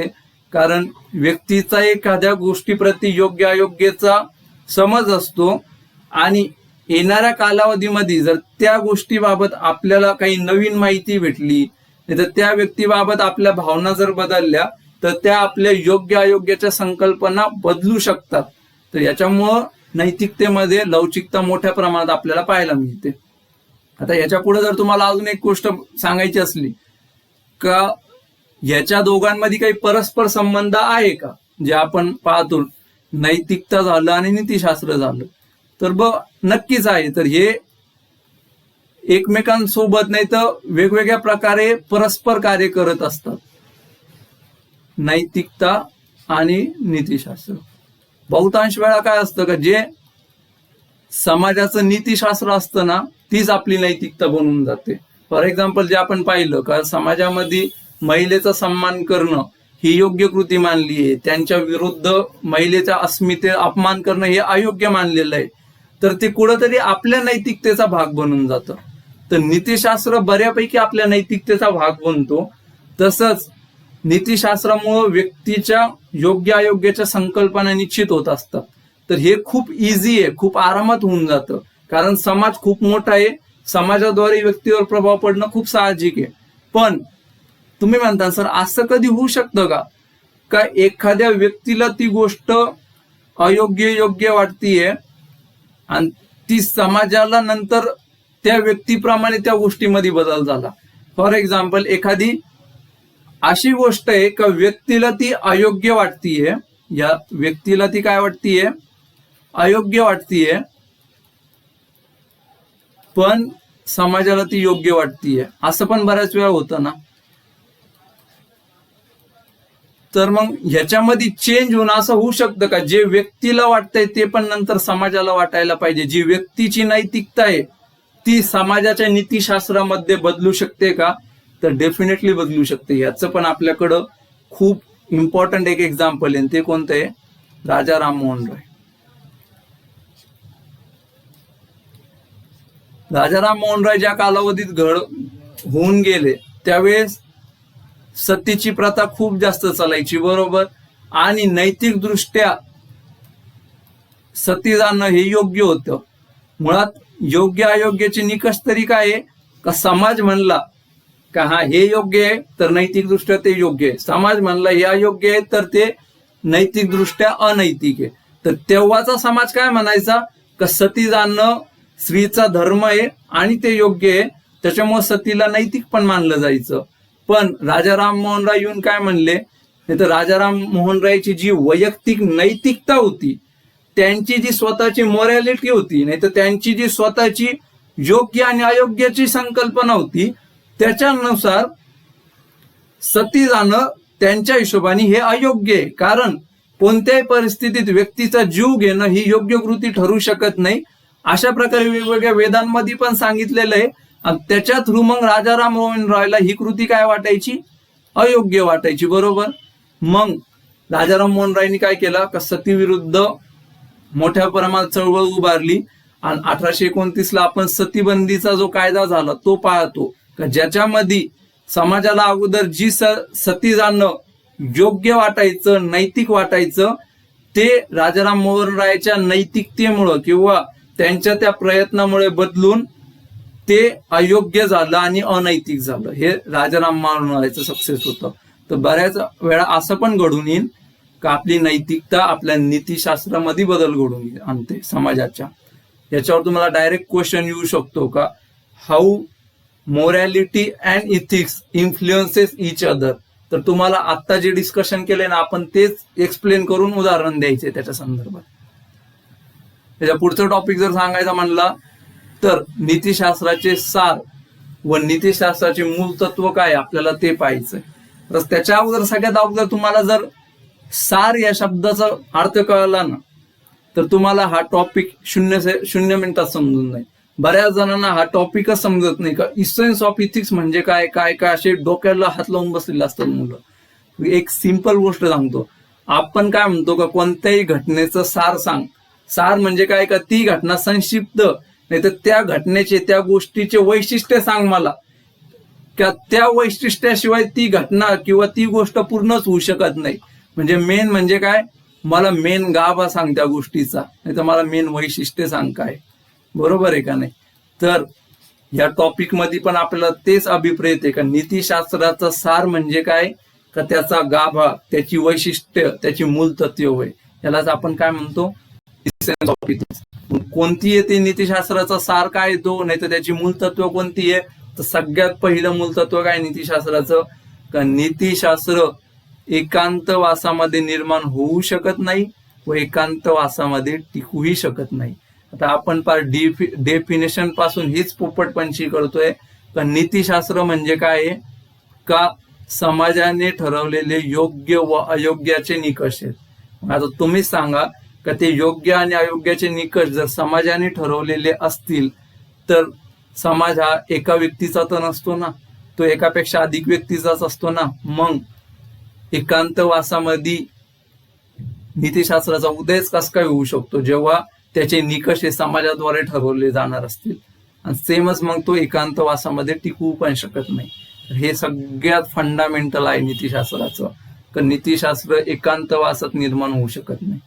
याच्या पुढं काय, नीतिशास्त्र ते ज्या संदर्भात कार्यरत आहे ना त्यावर अवलंबून असते. संदर्भ म्हणजे काय, याच्यामध्ये कंटेक्स्ट, बरोबर. तर कोणत्या कंटेक्स्ट मध्ये कार्यरत आहे ना त्याच्यावर तुमचं नीतिशास्त्र ठरलेलं असतं. मग तुमचा तो कंटेक्स्ट माहितीये का, तो वेळेनुसार पण बदलू शकतो, तो स्थानानुसार पण बदलू शकतो, तो समाजानुसार का आपण काय म्हणतो का वेगवेगळ्या समाजाचे योग्य अयोग्य ठरण्याचे निकष आहेत. तर मग समाज बदलला तर समाजाच्या योग्य अयोग्यतेचे निकष पण बदलू शकतात. तर याच्यावरच काय लक्षात येतं का नीतिशास्त्र हा संदर्भावर चालणारा सब्जेक्ट आहे, नाही तर संदर्भावर चालणारी संकल्पना आहे, कंटेक्स्ट स्पेसिफिक आहे. याला उदाहरण द्यायचं म्हणलं तर मुलांना शिस्त लावण्यासाठी भारतीय समाजामध्ये शारीरिक शिक्षा करणं हे एकदम नैतिक मानलं जातं का पालकांनी आपल्या मुलांना मारणे किंवा त्यांना शारीरिक पनिशमेंट शिक्षा देणे किंवा शिक्षकांनी आपल्या विद्यार्थ्यांना मारणं त्याच्यात काहीच गैर मानलं जात नाही, ते बरोबर आहे, योग्य मानलं जातं आपल्या समाजामध्ये. पण हे जर तुम्ही USA मध्ये गेले तर तुम्ही तुमच्या मुलाला मारताय, मग शिस्त लावण्यासाठी का असना याच्या बलबुत्यावर तुमच्यावर केस फाईल होऊन तुम्हाला जेल देखील होऊ शकते. कारण त्यांच्यामध्ये मुलांना मारणं हे काय मानलेलं आहे, अनैतिक, अयोग्य मानलेलं आहे. बरोबर, ही क्रिया काय आहे, अयोग्य क्रिया आहे. तर काय झालं, दोन्ही पण इथिक्सच आहेत का मुलांना मारणं, पण ते काय होत आहेत, ते संदर्भानुसार बदलतायत का ती क्रिया योग्य आहे का अयोग्य आहे. एका समाजामध्ये, भारतामध्ये ती क्रिया योग्य मानली जाते. कारण काय, भारताच्या समाजाचे जे योग्य अयोग्याचे निकष आहे त्यानुसार ती योग्य धरलेली, म्हणून ती क्रिया योग्य आहे. या उलट ज्या USA मधला समाज आहे त्यांचे जे अयोग्य योग्यतेचे निकष आहेत ना त्याच्यानुसार ते अयोग्य आणि अनैतिक मानलेलं आहे. तर नीतिशास्त्रामध्ये सगळ्यात जास्त जे मॅटर करताना तो कंटेक्स्ट मॅटर करतो नेहमी. त्याच्या पुढंच जर नीतिशास्त्राचं अजून एक महत्वाचं वैशिष्ट्य काय आहे, नीतिशास्त्र हे वैयक्तिक, संस्थात्मक, सामाजिक आणि आंतरराष्ट्रीय अशा विविध स्तरावर कार्य करते. वेगवेगळ्या स्तरावर वेगवेगळ्या पद्धतीने नीतिशास्त्र कार्यरत असते. याचं उदाहरण जर पाहायचं म्हणलं ना, का जेव्हा आपण वैयक्तिक स्तरावर बघू ना, का जे आपल्या वैयक्तिक स्तरावरचं नीतिशास्त्र असतं ना ते खूप जास्त प्रमाणात काय असतं, भावनिक असतं आणि अनौपचारिक प्रकारचं असतं. इथं कोणती औपचारिकता करावं लागत नाही, एकदम 1 to 1 रिलेशन असतात, मस्त गप्पा वगैरे होतात वगैरे. तर त्या प्रकारे ते काय असतं, भावनिक स्वरूपाचं असतं. पण संस्थात्मक स्तरावर ते काय होऊन जातं, एकदम प्रोफेशनल, फॉर्मल, औपचारिक स्वरूपाचं होऊन जातं. का हा आपल्या दोघांमध्ये हा व्यवहार झाला होता किंवा आपल्या दोघांमध्ये हा कॉन्ट्रॅक्ट झालेला आहे, तू जर हा पूर्ण नाही केला तर ती अयोग्य गोष्ट आहे, ती अनैतिक गोष्ट आहे. कारण काय, कारण ते संस्थात्मक स्तरावर तसं ठरलेलं आहे. हेच जर वैयक्तिक स्तरावर म्हणू का, मित्रांमध्ये जर काही गोष्टी पूर्ण नाही केल्या किंवा कमी जास्त झाल्या तर त्या समजून घेतल्या जाऊ शकतात. कारण काय, तिथं भावनिक स्वरूप आहे ना, पण इथं औपचारिक स्वरूप आहे. तर अशा वेगवेगळ्या स्तरावर वेगवेगळ्या पद्धतीने नीतिशास्त्र कार्यरत असतं. याच्या पुढे जर महत्वाचा जर घटक पाहायचा म्हणला आपल्याला तर तो कोणता आहे, नीतिशास्त्राचे निर्धारक घटक. यालाच आपण काय म्हणू शकतो, डिटर्मिनंट्स ऑफ इथिक्स. बरोबर का, नेमकं तुम्ही म्हणला चला नीतिशास्त्र म्हणजे काय, का समाजाने ठरवलेले योग्य आणि अयोग्यतेचे निकष आहे. बरोबर, पण नेमकं ते कशाच्या बेसिसवर ठरवण्यात आले. डिटर्मिनंट म्हणजे काय, का कशाच्या बेसिस ते निर्माण झालेत, त्याला निर्धार कुणी केला, त्याला निश्चित कोणी केलं, कशा प्रकारे केलं, तर यालाच आपण काय म्हणतो, नीतिशास्त्राचे निर्धारक घटक. तर कोणत्या कोणत्या प्रकारचे ते घटक आहेत, याच्यावर डायरेक्ट पण UPSC मध्ये क्वेश्चन येऊ शकतो का, how ethics of society can be formed, नाहीतर what are the determinants of ethics of any society. अशा प्रकारे सगळ्यात पहिला घटक कोणता असतो, का वैयक्तिक घटक असतो. का एखाद्या समाजाचं नीतिशास्त्र कसं असावं हे त्या समाजातील व्यक्तींद्वारे निश्चित होतं. कारण समाज हा अल्टिमेटली काय असतो, व्यक्तींद्वारे मिळून बनलेला असतो. बरोबर, तर व्यक्ती ज्या प्रकारे सभोवतालच्या परिसराला, वर्तनाला अंतर्भूत करतात त्यावरून त्या समाजाचं नीतिशास्त्र निर्धारित होत असतं. तर हे वैयक्तिक घटक झालं. याच्या पुढचा जो प्रमुख घटक कोणता आहे, तर तो म्हणजे काय, परिस्थितीजन्य घटक किंवा सिच्युएशनल फॅक्टर. का जे आपण प्रामुख्याने बऱ्याच जागी पाहतो का परिस्थितीनुसार नीतिशास्त्र बदलत राहतं, हे बऱ्याच जागी आपल्याला पाहायला मिळणार आहे. तर तुम्ही म्हणता सर कशा प्रकारे परिस्थितीनुसार नीतिशास्त्र बदलणार आहे किंवा कशा प्रकारे समाजाचे योग्य अयोग्याचे निकष बदलणार आहे, तर त्याचं प्रमुख घटक कोणता आहे, सगळ्यात पहिला कोणता आहे, काळ, टाइम आपण ज्याला म्हणतो. नीतिशास्त्र हा वेळेनुसार बदलतो एखाद्या विशिष्ट समाजामध्ये. आता याचंच बेस्ट एक्झाम्पल द्यायचं म्हटलं ना, तुम्ही तुमच्या आन्सर मध्ये पण नोट डाऊन करून घ्या, गुलामगिरी. बरोबर,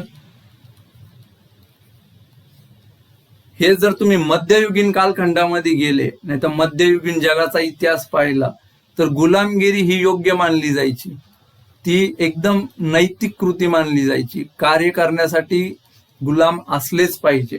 मोठमोठ्या व्यक्तींकडे, लिडर्सकडे गुलाम असायचे तेव्हा. कारण काय, का तेव्हाच्या कालावधीनुसार काय होतं, गुलामगिरी योग्य होती, ती नैतिक होती.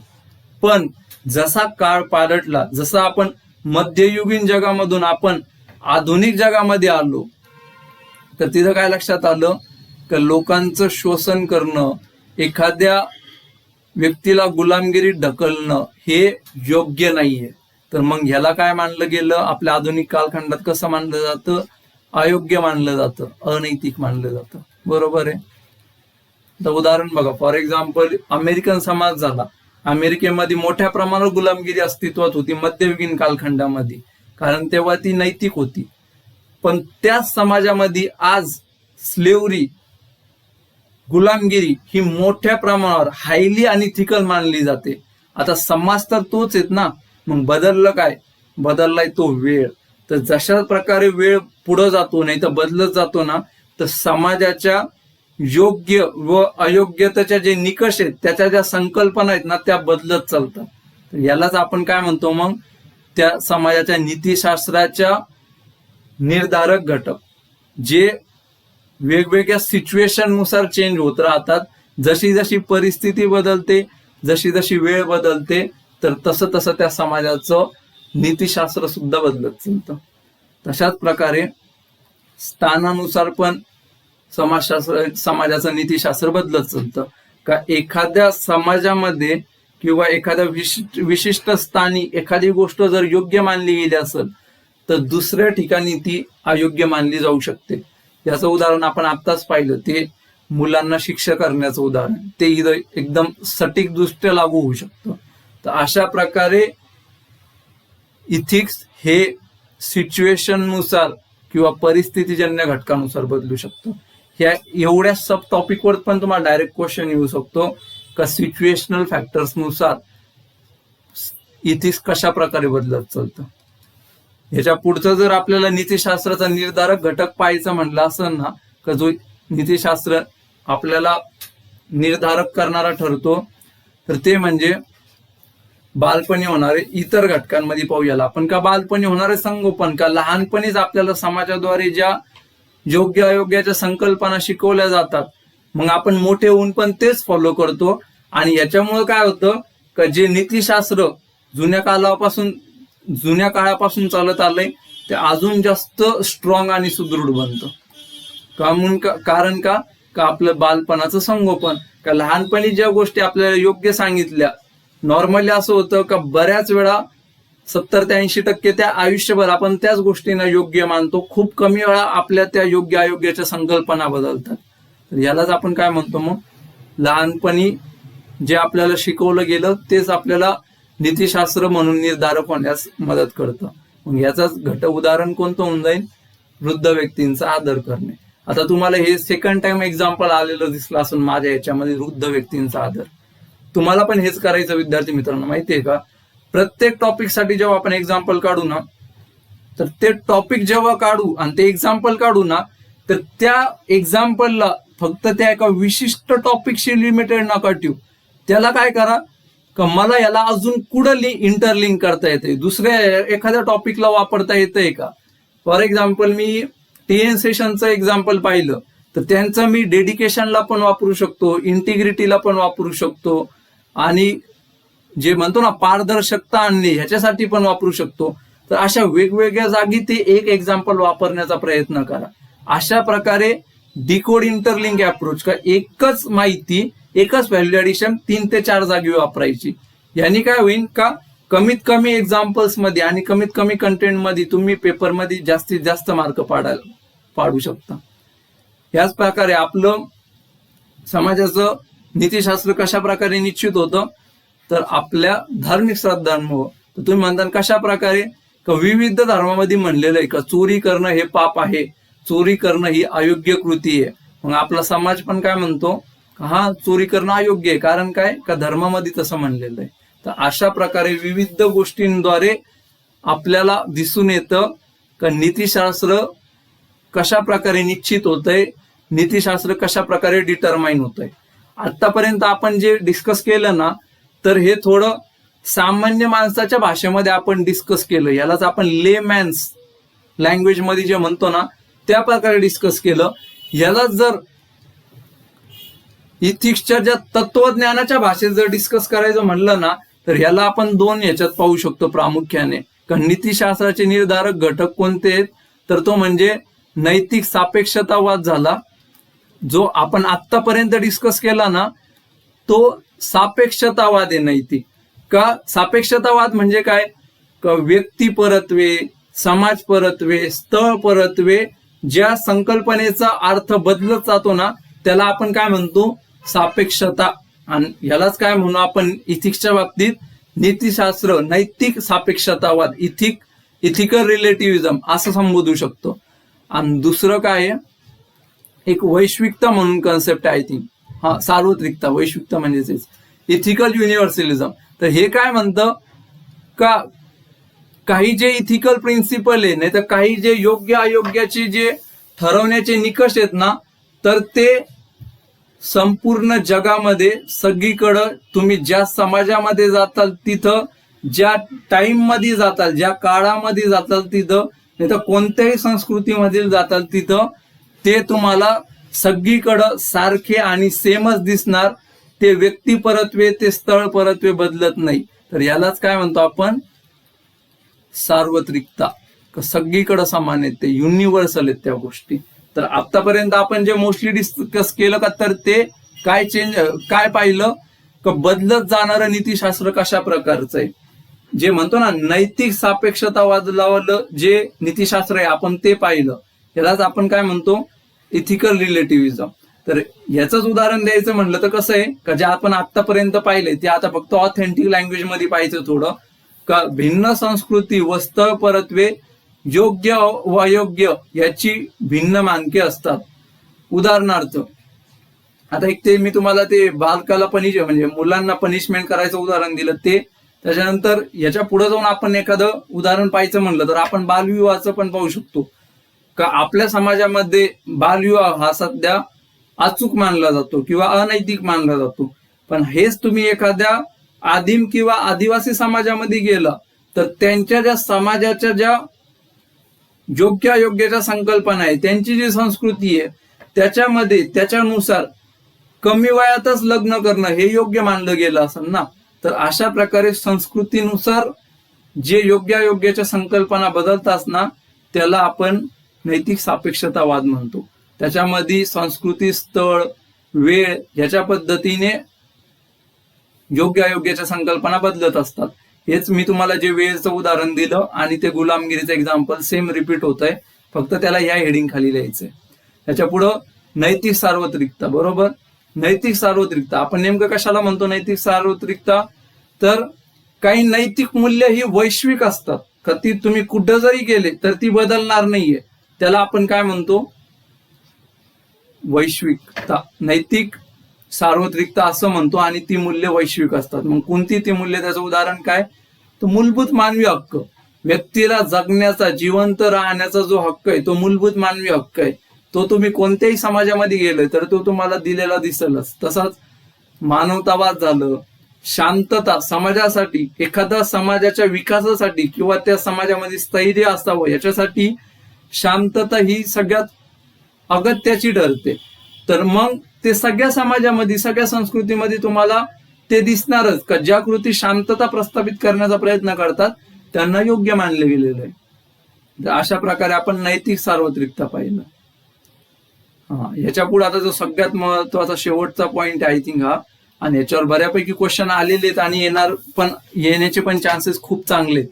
तो म्हणजे कोणता आहे, मानवी कृतीमध्ये नीतिशास्त्राचे किंवा परिणामाचे महत्व. बरोबर, consequences of ethics in human actions असं म्हणलं जातं याला. तर आता तुम्ही म्हणता का आपण आतापर्यंत पूर्ण नीतिशास्त्र एवढं पाहिलं, बरोबर, का समाजाचे योग्य अयोग्याचे नियम काय वगैरे सगळं पाहिलं, पण त्या नीतिशास्त्राच्या आपल्या कृतीवर काय परिणाम होतो किंवा आपल्या कृतीमध्ये त्या नीतिशास्त्र फॉलो करण्याचं किंवा नीतिशास्त्राचं महत्व काय ते आम्हाला सांगा. तर ते आपण प्रामुख्याने ह्या टॉपिक मध्ये पाहणार आहोत. तर काय आहे ते प्रामुख्याने, सगळ्यात पहिलं काय आहे का जेव्हा आपण नीतिशास्त्र फॉलो करतो, जेव्हा आपण योग्य अयोग्याची मानके फॉलो करतो ना, तर आपल्या मूलभूत मानवी गरजा पूर्ण होतात. आता तुम्ही म्हणता नेमकं नीतिशास्त्र फॉलो करल्याने आपल्या मूलभूत मानवी गरजा कशा पूर्ण होणार, तर उदाहरण लगेच तुम्हाला दिलेलं आहे का मानवतावादी मानसशास्त्रानुसार मानव हा मूलतः चांगला प्राणी आहे. चांगला प्राणी म्हणजे आपण आफ्टर ऑल प्राणीच ना, तसं फक्त थोडं सो कॉल्ड स्वतःला सिव्हिलाइज म्हणून घेणारे प्राणी आहेत. त्याच्यात पण प्रश्नचिन्ह आहे, अजून आहे का नाही म्हणून सिव्हिलाइज म्हणजे प्राणी असण्यावर प्रश्नचिन्ह नाहीये, सिव्हिलाइज आहेत का नाही ह्याच्यावर प्रश्नचिन्ह. तर माणूस स्वतःला काय म्हणतो, माणूस हा स्वतः मूलतः चांगला आहे, बरोबर असं मानलं जातं मानवतावादी मानसशास्त्रानुसार.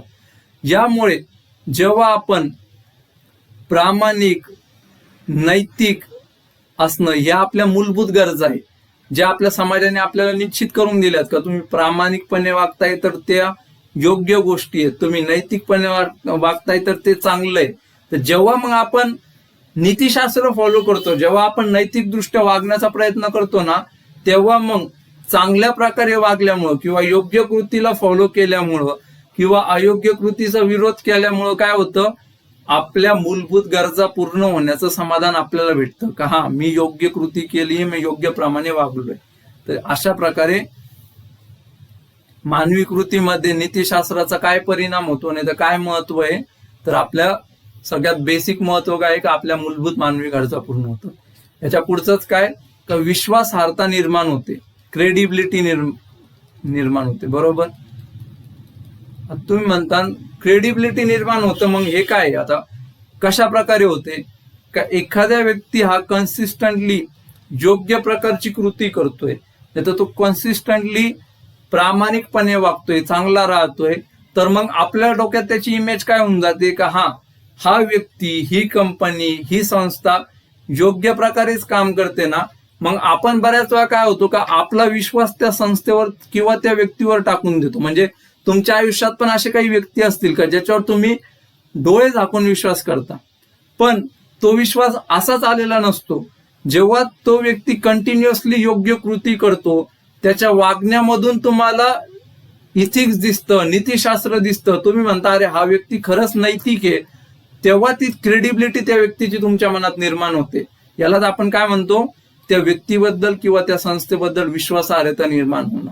आणि याचंच उदाहरण पाहायचं म्हणलं तर त्या विश्वासार्हता निर्माण होण्याचा फायदा कशा प्रकारे होतो का इन्फोसिस जी कंपनी आहे, बऱ्याच लोकांनी नारायण मूर्ती व सुधा मूर्तींची जी आपण कंपनी ऐकून इन्फोसिसचं, त्यांच्या त्या सक्षम कार्यसंस्कृती व सामाजिक उपक्रम यामुळे या कंपनीची विश्वासार्हता वाढली आहे. का ज्या लोकांना डायरेक्टली इन्फोसिस बद्दल काही माहित पण नाहीये, नाही तर ती कशासाठी कार्य करते काय जास्त माहिती नाहीये, त्यांचं काम काय ते माहिती नाहीये, पण वेगवेगळ्या माध्यमांद्वारे आपण इन्फोसिस बद्दल एवढं ऐकलेलं आहे का हे नेहमी यांची कार्यसंस्कृती, यांचं वर्क कल्चर खूप चांगलं आहे, हे समाजासाठी वेगवेगळे उपक्रम करतात, हे समाजाला काहीतरी फायदा व्हावा ह्याच्यासाठी नेहमी कृती करत असतात. तर ह्याच्यामुळे आपलं काय झालं, आपल्याला इन्फोसिस बद्दल आपल्या मनात काय झालं, विश्वासार्हता निर्माण झाली. मग आता कुणी जर तुम्हाला येऊन विचारत असन का तुम्ही स्वतः नैतिक का आहात किंवा नैतिक का राहायला पाहिजे एखाद्या व्यक्तीने किंवा संस्थेने, तर त्याचं उत्तर आज तुम्हाला भेटलंय का व्यक्तीने नैतिक राहायला पाहिजे. का कारण काय, त्याचा परिणाम असा होतो का व्यक्तीबद्दल किंवा संस्थेबद्दल लोकांच्या मनात विश्वासार्हता निर्माण होते, हा त्याचा परिणाम आहे. हे नैतिक राहण्याचं, हे नीतिशास्त्राला फॉलो करण्याचं महत्व आहे. ज्या पुढचं महत्व जर पाहायचं म्हणलं तर कोणतं आहे, तर ते प्रामुख्याने काय का नीतिशास्त्र जेव्हा आपण फॉलो करतो ना, तेव्हा आपलं काय होतं, निर्णय घेण्याची क्षमता सुधारते. मी म्हणलो ना, तुमच्याकडे तुमचे योग्य अयोग्यतेचे निकष ऑलरेडी रेडी आहे का हे केलं तर ही योग्य गोष्ट आहे, असं वागलं तर ही अयोग्य गोष्ट आहे. तर अशा वेळेस काय होतं का तुम्हाला त्वरित निर्णय घेणं, क्विक डिसिजन घेणं आणि चांगल्या प्रकाराचा निर्णय घेणं हे खूप इझी बनून जातं. याचंच उदाहरण जर पाहायचं म्हणलं का एखादा ओनेस्ट, एखादा प्रामाणिक सिव्हिल सर्वंट, नागरिक सेवक असला तर तो काय करणार, त्याच्याकडे दोन चॉईस असन, एकतर निपक्षपातीपणे एखाद्या कामाचं टेंडर काढणं, नाही तर भ्रष्टाचार करून पैसे स्वतःच्या खिशात घालून ते टेंडर एखाद्या निकृष्ट दर्जाच्या कॉन्ट्रॅक्टरला देणं, बरोबर. अशा प्रकारे त्याच्याकडे दोन चॉईसेस आहेत. तर मग तो व्यक्ती काय करणार, तो व्यक्ती जर प्रामाणिक नागरिक सेवक असेल तर तो निपक्षपातीपणे टेंडर काढणार. कारण काय, ऑलरेडी समाजाद्वारे हे ठरवण्यात आलेले आहे का प्रामाणिकपणे वागणे, व्यवहार करणे ही योग्य कृती आहे. आणि जेव्हा मग तो त्या योग्य अयोग्याच्या त्या प्रामाणिकपणाच्या निकषाला फॉलो करतो तर त्याला निर्णय घेणं सोपं जातं का काय, मला निपक्षपातीकाने काम करायला पाहिजे कारण ते समाजाच्या हिताचं आहे आणि ते योग्य काम आहे. तर अशा प्रकारे आपल्याला निर्णय घेण्याची क्षमता सुधारते. त्याच्या पुढेच अजून काय होतं का, इथिक्समुळे समाजाचं संरक्षण करणं हे जास्त इझी होऊन जातं. नाही तर कायद्यापेक्षा पण समाजाचं नीतिशास्त्र हे जास्त चांगल्या प्रमाणे समाजाचं संरक्षण करतं. आता तुम्ही म्हणता अरे नेमकं सर तुम्ही असं काय म्हणता का, कायदा असं कायच करतो, म्हणजे नीतिशास्त्र असं कायच करतो का कायद्यापेक्षा पण तो इफेक्टिव्ह आहे. तर त्याचं उदाहरण बघा मित्रांनो, आज आपण पाहतोय का टेक्नॉलॉजी, तंत्रज्ञान हे खूप वेगाने बदलत आहे आणि त्याच्या तुलनेने जर तुम्ही पाहायला गेले तर कायदे हे खूप कमी स्पीडने बदलत आहेत. मग अशाच काय होतात, बऱ्याच वेळा कायदे हे कालबाह्य होऊन जातात पण तरी समाजामध्ये खूप जास्त अनैतिक कृती होताना आपल्याला दिसत नाही का, कारण त्या समाजामध्ये नीतिशास्त्र कार्यरत असतं. कारण आता फॉर एक्झाम्पल आपल्याकडं गोपनीयतेचा हक्क यायला 2018 यायला लागलं, नाहीतर आता पण जे डाटा प्रोटेक्शन बिल आलंय ते 2023 मध्ये आलंय, एवढं लेट आलंय. पण त्याच्या अगोदर पण गोपनीयतेचा भंग करणं हे नैतिकदृष्ट्या अयोग्यच मानलं गेलेलं होतं ना. त्याच्यामुळं काय व्हायचं का, तंत्रज्ञान किती जरी वाढलं, तुम्हाला टेक्नॉलॉजीचा किती ऍक्सेस भेटला, कोणी किती पण पद्धतीने एकमेकाचा गोपनीयतेचा भंग करू शकत असला तरी लोक ते जास्त नाही करायचे. कारण का नीतिशास्त्राद्वारे ते अयोग्य कृती मानली गेली होती, ती अनैतिक कृती मानली गेली होती. त्याच्या पुढचाच नीतिशास्त्राच्या आपल्या जीवनातील महत्वाचा परिणाम काय, नाही तर नीतिशास्त्राचा महत्व काय आहे समाजाच्या पर्स्पेक्टिव्हने, का दीर्घकालीन फायदे होतात नीतिशास्त्र फॉलो करण्याचे. याच हे पाहायचं म्हणलं तर काय, नीतिशास्त्र व मूल्यांनी प्रेरित संस्था या दीर्घ कालावधीमध्ये फायद्यामध्ये असतात. याचंच उदाहरण पाहायचं म्हणलं तर टाटा समूह, याचं आपण जे पाहिलं का कॉर्पोरेट सोशल रिस्पॉन्सिबिलिटीच्या ज्या वेगवेगळ्या कृती टाटा समूहाने राबवल्या, तर जेव्हा 90s मध्ये टाटा काम करत होतं, 90च्या दशकामध्ये, तर त्यांना तेव्हा शॉर्ट टर्म मध्ये हे सगळे इनिशिएटिव्ह चालवताना काय व्हायचा, तोटा व्हायचा, बरोबर. पण लॉंग टर्म मध्ये काय झालं का लोकांना टाटा बद्दल विश्वास बसायला लागला का हे समाजाच्या हिताचं काहीतरी कार्य करतायत. मग दीर्घकालीन याच्यात काय झालं, टाटाचा काय झालं, कस्टमर बेस, जो ग्राहकांचा बेस होता ना तो वाढला. त्यांच्या चांगल्या कृतींमुळं, त्यांच्या योग्य कृतींमुळं आणि त्यांचं नीतिशास्त्र फॉलो करत असल्यामुळं त्यांचा ग्राहकांचा बेस वाढला आणि दीर्घ कालावधीमध्ये त्यांचा फायदा जास्त झाला. तसेच कित्येक वेळा टाटाच्या फॅक्टरीजमध्ये जेव्हा म्हणतात ना वर्करची स्ट्राईक झाली, तेव्हा रतन टाटा स्वतः त्यांच्यासोबत जाऊन त्यांच्यासोबत जेवण करून, त्यांच्या डब्यामध्ये जेवण खाऊन त्यांच्यासोबत त्यांच्या काय समस्या आहे ते जाणून घेण्याचा प्रयत्न करायचे. मग यांनी काय फायदा झाला त्यांना दीर्घकालीन, का वर्करमध्ये अशी टेंडन्सी निर्मिती झाली का आपले जे पण मालक आहे, जे उद्योजक आहेत, ते आपला किती विचार करतात का आपल्या समस्या सोडवण्यासाठी ते आपल्यापर्यंत येत आहेत. तर याचा दीर्घकालीन असा फायदा झाला का ह्याच्यामध्ये उत्पादकता वर्कर्सची मोठ्या प्रमाणात वाढली. तर अशा प्रकारे काही दीर्घकालीन फायदा आपल्याला पाहायला मिळतात. आता सगळ्यात जे शेवटचा आणि महत्वाचा आपण म्हणतो ना का आपण थ्रूआउट लेक्चर सिरीज हेच करणार आहे का जे पाहिलं तो कंटेंट तर ठीक आहे, पण त्याला आन्सर मध्ये कसं लिहायचं तर ते आपण जसं प्रॉमिस केलं तर काल मागच्या लेक्चर मध्ये तुम्हाला का ते आपण PYQ द्वारे डिस्कस करत राहायचं का आपला कंटेंट कसा वापरायचा. तुम्हाला पण दिसून येईल का बऱ्याचशा क्लासेस मध्ये किंवा नोट्स मध्ये काय करतात, जे PYQ आलेत ना त्याचेच आन्सर काढतात आणि तेच शिकवण्याचा प्रयत्न करतात विद्यार्थ्यांना आणि नंतर काय म्हणतात, दाखवतात बघा अरे ह्या PYQ बघा माझ्या नोट्समध्ये हा PYQ कव्हर केलाय, तो केलाय. पण ही काय विद्यार्थी मित्रांनो, तुमची शुद्ध फसगत आहे माहितीये का. त्यांनी काय होईल, तुम्हाला फक्त जे मागच्या वर्षीचे क्वेश्चन आलेत ना तेच क्वेश्चन टॅकल होतील. कारण काय, तुम्हाला तो रेडीमेड कंटेंट भेटलाय. पण तुम्हाला तुमच्या मेन्स मध्ये, तुमच्या मुख्य परीक्षेमध्ये जे प्रश्न येणार आहेत ना ते टॅकल नाही होणार. कारण का, कारण तुमच्या शिक्षकांनी जर एखादा बाउन्सर क्वेश्चन नाही तर तुमच्या कंटेंटच्या बाहेर एखादा क्वेश्चन आला तर तो कसा हाताळायचा हे तुम्हाला शिकवलेलंच नसन. बरोबर आहे का नाही. आणि त्याच्यामुळं तुमचा एवढा अभ्यासाचा, तुमच्या त्या लेक्चर सिरीज फॉलो करण्याचा काही अर्थ राहणार नाही. त्याच्यामुळं आपण एक्झॅक्ट कंटेंट देण्याच्या ऐवजी तुमचं बेसिक क्लिअर करतोय आणि त्या बेसिकवरून ऍप्लिकेशन करून कशा प्रकारे कंटेंट लिहायचं ते आपण पाहण्याचा प्रयत्न करतोय. ह्याच्यामध्ये हा 2013चा PYQ आहे सगळ्यात अगोदर. आणि जी तुमची आज इथिक्सची आन्सर लिहिण्याची भीती ना ती पण बऱ्यापैकी कमी होऊन जाईल. का डायरेक्ट आपण हा PYQच घेतलेला आहे का. तुम्हाला इथिक्सची आन्सर रायटिंग म्हणलं तर असं वाटतं कायच रॉकेट सायन्स आहे ना, आपल्याकडून होणारच नाही, हमसे होना पाएगा, त्या प्रकारे फील येतं ना. तर तसं बिलकुल काही नाही. तर सगळ्यात पहिले एक आहे का, what do you understand by values and ethics, in what way is it, sorry इथं इट पाहिजे होतं, in what way is it important to be ethical along with professionally competent. बरोबर. तर इथं सिम्पल काय आहे का, तुम्ही जेव्हा आन्सर लिहिता आपला जनरल फॉर्मॅट काय असतो, इंट्रो बॉडी कंक्लुजन. बरोबर. तर इंट्रो मध्ये काय करून टाका, जास्त डोकं नका लावू ना. तुम्हाला पहिलाच काय विचारलंय, what do you understand by values and ethics. मस्त 2 पॅरामध्ये 2 याची मस्त डेफिनेशन देऊन टाका. नाही ते एका पॅरामध्ये दोघांची डेफिनेशन देऊन टाका. का व्हॅल्यूज काय आहे, का व्यक्तीसाठी आपल्यासाठी काय महत्वाचे आहे हे ठरवण्याचे निकष म्हणजे काय, मूल्य. झाली तुमची डेफिनेशन.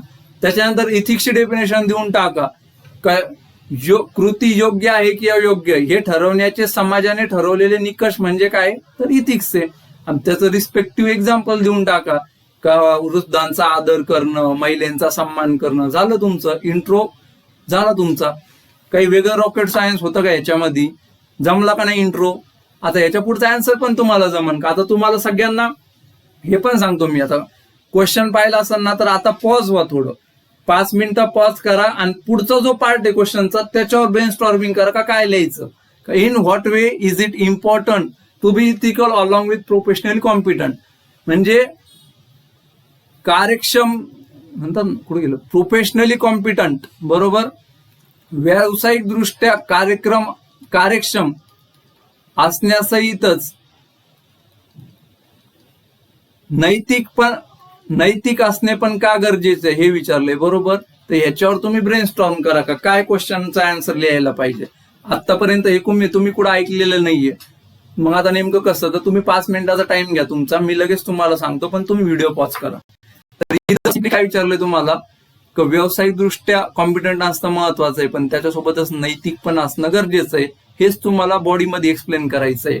मग याच्यामध्ये तुम्ही काय लिहू शकता, तर जे आपल्याकडे ऑलरेडी एक्झिस्टिंग नॉलेज आहे, का प्रोफेशनली कॉम्पिटंट जर व्यक्ती असला तर तो एक्सलन्स नक्की गाठू शकतो. पण त्याच्यासोबतच तो व्यक्ती जर इथिकल किंवा ती संस्था, ती कंपनी जर इथिकल जरी असली तर त्यांनी काय होईल, तर त्या कंपनीची विश्वासार्हता निर्माण होण्यास मदत होईल. झाला का नाही तुमचा पॉइंट क्रिएट. कंटेंट तुमच्याकडेच होता, फक्त तुम्ही ट्विस्ट केला त्याला. का विश्वासार्हता कंपनीची नाही तर व्यक्तीची निर्माण व्हायला सुरू होईल.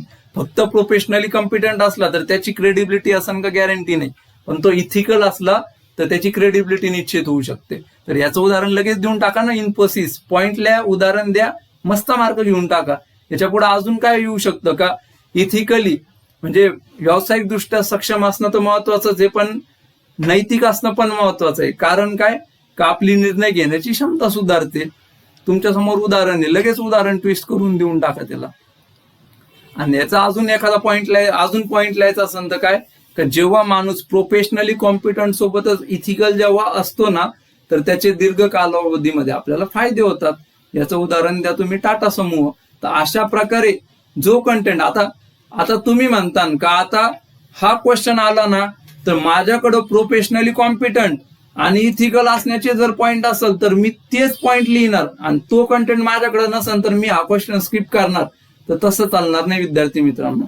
जो कंटेंट आहे ना त्याला ट्विस्ट करून लिहायचं. कंटेंट काय होतं आपल्याकडं, मानवी कृतीमध्ये नीतिशास्त्राचे महत्व, हा मेन कंटेंट होता आपल्याकडं. आणि इकडं काय विचारलंय, in what way it is important to be ethical, म्हणजे नैतिक असण्याचे महत्व काय आहे प्रोफेशनली कॉम्पिटंट असण्यासोबत. तर दोघाला आपण जोडून मस्तपैकी काहीतरी उत्तर बनवण्याचा प्रयत्न केलाय, आणि या उत्तराला तुमचे 10 पैकी 4.5 मार्क कुठंच गेलेले नाहीये. तर अशा प्रकारे व्यवस्थित हे करून घ्या. तर नक्कीच आपण हे करू. पण याच्यासाठी सगळ्यात अगोदर तुम्ही आपलं परिवर्तन मराठी हे टेलिग्राम चॅनल जॉईन करा, आणि आपल्या परिवर्तन बायर्स या युट्यूब चॅनलला सबस्क्राईब करा. कारण 5 सप्टेंबर पासून आपल्या इथं नीतिशास्त्राची lecture series free of cost सुरू होणार आहे.